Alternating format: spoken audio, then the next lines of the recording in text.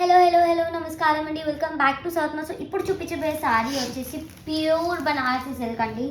చాలా అంటే చాలా బ్యూటిఫుల్ ఉంది శారీ చూస్తే. దీంట్లో మనకు బ్యూటిఫుల్ జాల్ డిజైన్ అనేది వచ్చేసింది.